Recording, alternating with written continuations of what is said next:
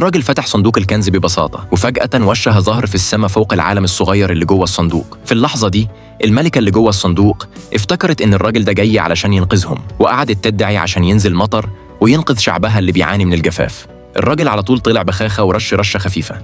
في الجهة التانية في العالم الصغير كان في جنرال بيحاول يقنع الملكة إن المملكة بقالها 50 سنة في جفاف والسماء صافية على طول، إزاي هيجي مطر فجأة؟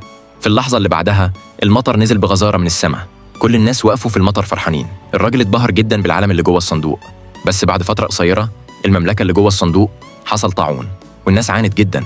الجنرال بسرعة قال للملكة إنها تدعي الراجل تاني عشان يحميهم، لكن الملكة ما كانتش عايزة تزعج الراجل كل شوية، وقالت للناس يدوروا على حلول تانية. في اللحظة دي الجنرال قال إنه مفيش حد هيساعدك تاني، وإن المطر اللي فات كان صدفة.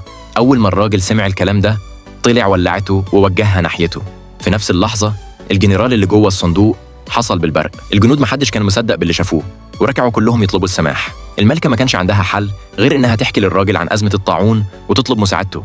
الراجل ببساطة رمى حباية دواء، وظهرت كبسولة ضخمة وقعت في نهر المملكة. الملكة أمرت الناس يشربوا من المية، وبعد ساعة كل المدينة خفت بشكل معجزة.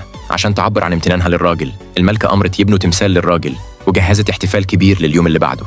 فجأة نور ذهبي طلع وظهر التمثال قدام الراجل. الراجل مسك التمثال وبصله فترة طويلة، وفجأة نكتشف إن ده فن النحت المجهري اللي كان ضايع من زمان. على طول اتصل بالخبراء عشان يقيموه ويبيعوه. الخبير أول ما شاف التمثال اندهش وعرض 300,000 دولار. الراجل طار من الفرحة. في نفس الليلة الراجل لاحظ إن الملكة اللي جوه الصندوق كانت على وشك تاخد حمام، وهو مركز معاها حد جوه الصندوق جري وقال إن في قوات عدوة جاية تهاجم.